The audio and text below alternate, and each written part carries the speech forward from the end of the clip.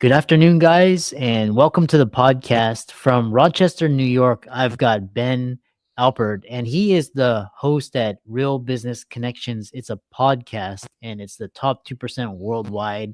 And he's going to talk to us all about thought leadership and his podcast. And I'm really happy to have him on. I love talking with experienced podcasters and adding value to the audience and having a great conversation. Ben, welcome. Let's do it. I'm excited to be here. Thanks for having me. Yeah. Yeah. So talk about your journey and what led you up to be doing podcasting full time. Yeah, it's a long story. I'll give people the short version, but I didn't imagine I'd be an entrepreneur. I didn't imagine I'd be a podcaster. I was honestly I was the shortest kid in my class, and I was the quietest boy in the class. If I had a superpower, it was probably invisibility or hiding in different areas and this and that. So I wasn't the life of the party, and I didn't have some Joe Rogan or Jeff Bezos or Brene Brown on my wall. I wanted to be a basketball player, and being a short kid, I got bullied a lot on the court, didn't always play as well, got cut from the team. And then I went the creative rebel approach and got into music. And that's where it all really began, because a friend of mine gave me a mixtape. I got hooked on music. Before you know it, I'm setting up MySpace pages, dating myself there, then Facebook pages, handing out flyers, merch at the event. And I was a marketer and a promoter before I actually knew what that was. And I started listening to podcasts at about 2015. And one of the things they said, age-old advice, not always the best advice, but not bad advice for a young adult. It said, if you never want to work a day, do something you love. And I was the music kid in Rochester, New York, who listened to podcasts well before they were viral and popular and all over YouTube. So I said, let's start a music podcast, really because I wanted to get into places for free. So 2016, started a music podcast. Now it's 2025, so I have to pinch myself, but ran that podcast up to the start of the pandemic. Music Ben got let go from his sales executive role doing a marketing for an agency. I got let go from my job. The music industry shut down. So Music Ben was broke, unemployed, and non-essential. So I pivoted from a music podcast to a Rochester business podcast, Rochester Business Connections. Accidentally started a marketing firm, wasn't planning on that prior to COVID. And what was Rochester Business Connections is now called Real Business Connections. It's a podcast, as you mentioned, and people listen to it internationally. So again, I got to pinch myself because I stumbled through this, but I'm really passionate. I love that this is something I get to do on a daily basis and spend time on amazing podcasts like yours as well. Yeah. Like I said, I love talking with established. And we'll talk about starting a marketing business and going from zero to hero. So one thing, what's interesting is this area of podcasting. You got in very early. I got in 2018, and people were saying, pay attention to podcasting. And you talk about a paradigm shift that will change the way you look at podcasts forever because you've been in this. So what is that shift? Yeah, it's the greatest connection tool on earth. I've never found a better connection tool. Now, there isn't, and I'll listen to this argument all day, IRL, in real life, meeting someone for coffee, spending time together is irreplaceable. But busy, smart, in-demand people don't always have time to meet you randomly for a coffee so you can pick their brain. And just the knowledge, if you get your brain picked, do you get the brain cells back? I'm not sure that they can replenish those brain cells. And most people's time is worth more than just a cup of coffee. So when I was broke and unemployed and starting a business, and really honestly, like I knew marketing, I wasn't an expert yet. Like I knew marketing, but I was still learning, and I didn't know business ownership. And I realized quickly that by starting a podcast and talking to business owners, the same people that didn't want their brain picked would easily spend 60 minutes to 90 minutes with me. They would nominate other people for the show. So they were making introductions. And the person who has a podcast, which is a platform that people want to be a part of, it was a Rochester, New York podcast, person with a platform but zero experience was immediately positioned as a thought leader, even though I hardly had any thoughts. I didn't know what I was doing because I had a podcast. And the business owners that I didn't use it just as a sales tool, I used it as a learning tool. I wanted to connect, I wanted to meet people, I wanted to expand my network. I didn't realize that it was such a great sales tool as well, though, because I had a marketing firm. I was talking to business owners, and business owners need marketing. So as I learned and built relationship and friendship and got nominations, which people call it referrals, I see it as a nomination for the show. Business was coming out of the word work. And I'm like, this running a business thing's actually not as hard as I thought it was. But the podcast is what made it all possible. It was the glue that brought everyone together. Yeah. And I love the fact that you got in early, and especially when the world started to pay attention to streaming, especially video during the lockdowns. That's when a lot of digital businesses, if you were well positioned, did very well. What did you learn? Because what's interesting is the music radio business, and then you went to the business podcast. What did you learn the transition from like a music show into a business podcast? And where do you see that going now that with video podcasting? Video podcasting is every day, everything now. Like that's the future. I foresee, and I don't think it's actually very far away because they have Opus headsets. Oh, the Opus, not Opus, Oculus headset. I had one of those in like 2017, Wow. 2018. AI headsets, virtual reality. So where do I see video going? I think that if you have a high enough budget, people are going to be creating 3D shows where I can put Oh, on a headset and be in the room with them during the podcast. And the technology is probably even there that you can do that live. So instead of just going on like a Twitch stream or watching someone on their YouTube stream or LinkedIn, you can literally like put on a headset and be there live for the podcast. That's where I see that going. I forget where the question started, but the beauty of it is podcasting to me is just the most genuine form of information dissemination, mhm. conversation. It can be entertainment. It can be crime and give you the creeps a little bit. And as the technology expands and as AI expands, as video is the literally like if you don't have people don't even know that a podcast used to just be audio nowadays. It's like video Yeah. is the expectation. As that expands, the medium of just talking and people are stressed, they're lonely, they're at the gym and they've listened to that same pump up track 1,000 times. They like to put on a podcast on their run or doing the dishes. There's an intimacy to it. So as I don't even think I answered the question you asked, but as the technology expands and as Mhm. video gets bigger, the purity of conversation will never go away. And that's why I think podcasting is just a fantastic thing, whether you're trying to do it professionally or just as a hobbyist. I think it's a fantastic thing for all of us to do. Interesting. And do you think going, just because I know a lot of creatives and artists like DJs and musicians, it's just a different audience, and it's Yeah. just a different content, when you're going from having a music show to a business podcast. Is that fair? Yeah, the biggest thing I learned, I don't know if it's the biggest thing I learned, but I definitely learned it. I never made any money on the music show, passion project. The creative industry is really difficult. And I'm still like the guy that likes camping, going to outdoor music festivals and going supporting bands and live music. But that's like the passion. And then what actually helps me make money is marketing online for business professionals. So it was really frustrating because you can have lightning in a bottle, but only 1% of creatives actually make a career out of it. So it's a really difficult industry to be in. Yeah. Yeah. But talk about this. What one thing is it? What are you seeing in terms of, for example, if you look at like Joe Rogan or Lex Friedman or Diary of a CEO, like all their podcasts are like in person, like they have a studio. Yeah. Is that necessary, or is like a video or a StreamYard live stream, is that acceptable? It's it of course it's acceptable. Jordan Harbinger, who's one of the greatest of all time, he's been podcasting since it came out forever, literally forever. Most of his episodes don't have video.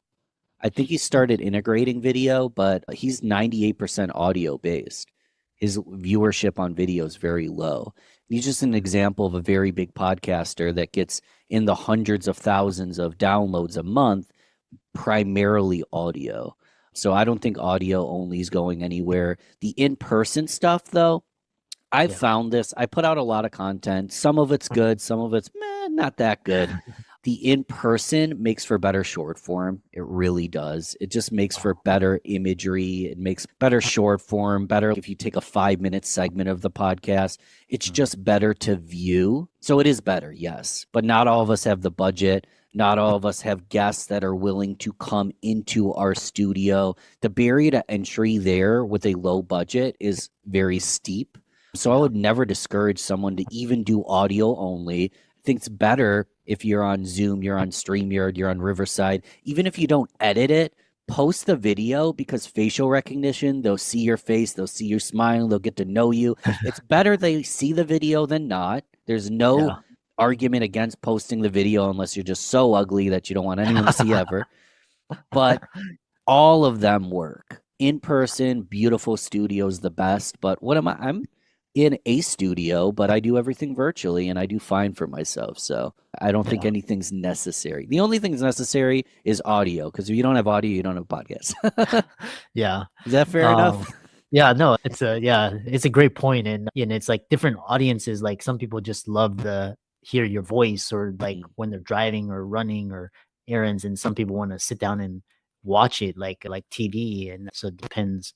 The other question I have is like Lex Friedman, his podcasts are like 3 hours. I think Joe Crazy. Rogan was 3 or 4 hours. Is a 4 hour podcast versus like 20 minutes like us, or even with decreasing attention? Is it like 5 minutes, 10 minutes podcasts? What is the best length for in your experience?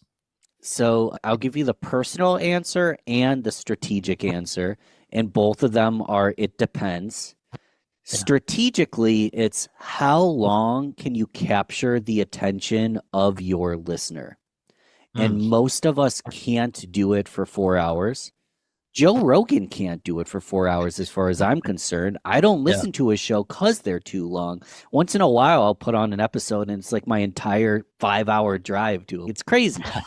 But the first question, and they cut it up into shorts, though, and shorter segments as well. So there might Mm, be a 4 hour podcast, but there might be 10-minute clips as well. That's a big part of it. oh, How long strategically can you keep your audience engaged is the biggest, that's the answer. If I'm doing a solo episode, it's probably going to be shorter unless I'm very good at storytelling and engaging my listener, because listening to one person talk for 90 minutes straight is difficult. So how long can I keep my audience engaged? That's very dependent on the style of podcast, your capacity as a host, whether there's a guest or not, whether it's solo, et cetera, et cetera. But to me, the personal answer is how long am I engaged? Because mm. this is contrarian advice, but I love my listener, but I care more about myself. If I hate my own podcast, I'm not going to do it. I can't Yeah. help anybody. If I'm like Joe Rogan is 4 hours, so I have to do 4 hours, but I'm zoning out and going all over the place 20 minutes in, that doesn't Yeah. mean a 4 hour podcast is bad. It just means my attention span. Let's do a 20-minute podcast. If I want something quick, actionable, implementable today, I want it to be shorter and concise because I want full consumption and I want them to take action. If I want something that's more story behind the story, more nuance, I could do this. I don't know if you can tell. Like, I, in theory, could talk all day. You might have a longer form, more nuanced Diary of a CEO. I swear every episode he gets them to cry. And part of the podcast is we're not going to end until you cry. But he's looking for those raw emotional moments that are hard to capture in 10 minutes. So it really Yeah. depends. Yeah. Yeah. And then it's like I said, it's your audience, and it's really interesting because with these 4 hour podcast, I skip over to the sections that I want to be interested, or if it's like Mm-hmm. a guest, I may listen, but just some of this just doesn't relate to you or it's not relevant. Then so talking about you, because you were in the music industry, and then you're a marketer and also a promoter, so you learned a lot. How do you, for those that are interested in marketing their podcast, they're clueless or terrified of selling, what is your advice or encouragement to start marketing your business? So we could take this in a lot of directions. I want to give a really simple framework that'll apply to someone who's not even a podcaster, just anyone who's trying to put out any kind of content and connect. I like to, and you can take a sheet of paper if you'd like. This is a brainstorm, but most of us can figure this out in our head pretty quickly. Just draw 2 lines on a sheet of paper because you have 3 columns. One is plus, one is minus, one is equals. Plus is your mentors. They're the people you're learning from. They're the coaches you hire. They're the providers, the vendors that you hire. Minus is your mentees and your audience, the people that Oh, you're serving and supporting, the people you're helping. Equals is your peers. That's the peer-to-peer support. That's referral partners, that's strategic partners. That's just 2 marketers, 2 podcasters hanging out and learning from each other. Whether or not anyone's spending money on each other doesn't matter because you're building bond and strength through those peers. So if you understand who your mentors are, who you're going to learn from, especially in podcasting, those are the people you bring on, provides a lot of social proof for your brand that if you get a big name guest on, it makes your brand and your podcast look that much better. But it's those people you're learning from in business where you're getting your ideas. The minus, again, are the people that are listening. They're the people that you're creating products for, you're creating content for. They're the mentees. So you got to think and understand who they are so you can put out content and solutions and services that they want. So we need to have clarity on who they are. And then your peers are what is just going to make it that much fun. They're the ones that are going to give you referrals. You're going to start, maybe you collab on a podcast, you collab on an event, you find ways to work together peer to peer. And that's generalized advice.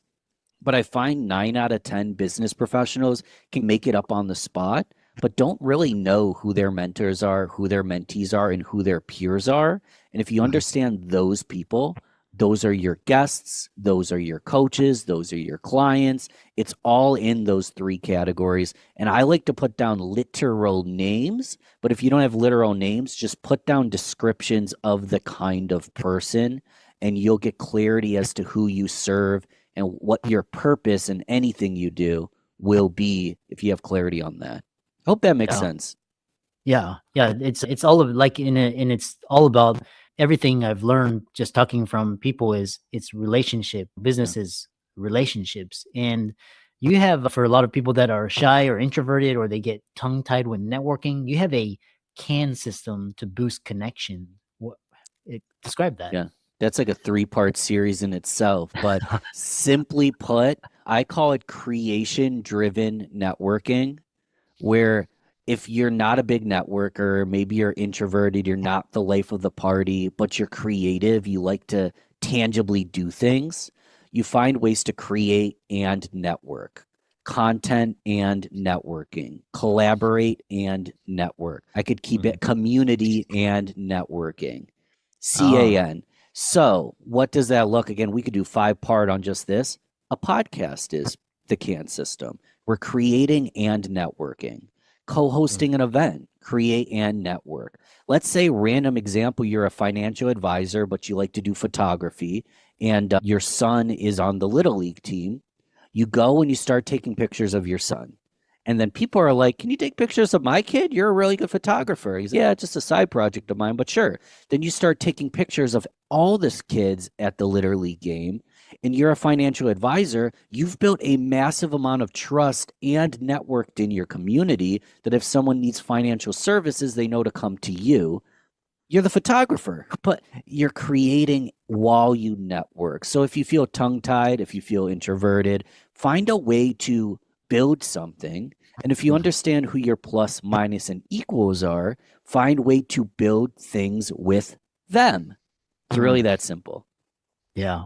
Yeah, I love that. And I've always every opportunity I just start conversations with people, just get to know people and so you have similarities, you have interests, all of a sudden you're connected on LinkedIn. And so to round it out, Can I add one thing real quick that I think I missed?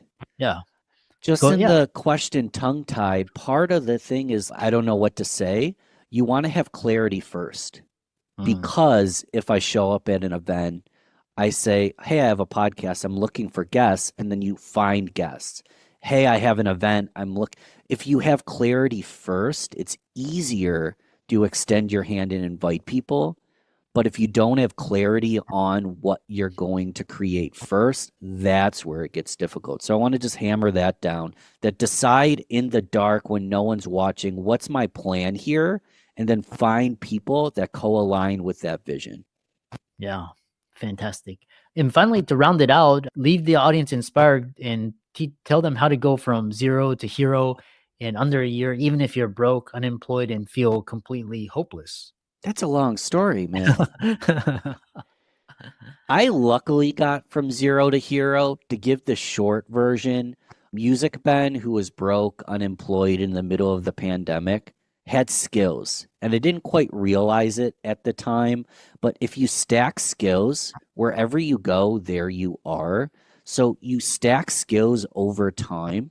And then when that hero moment occurs, when that leadership moment occurs, you've been preparing for it in the dark. When you're in the light, it's easy peasy. That's the short version. But start working on yourself today, because tomorrow you might be called, you might be challenged. And are you going to be ready? I think most of us will be, because we're listening to this podcast. Financial freedom doesn't come overnight, it comes through the compound interest over time. Yeah, I love that. And I love how engaging you are and Thanks, man. just present and serving the incredible audience. And thanks so much and keep up the great work. Hey, anytime. This was fun.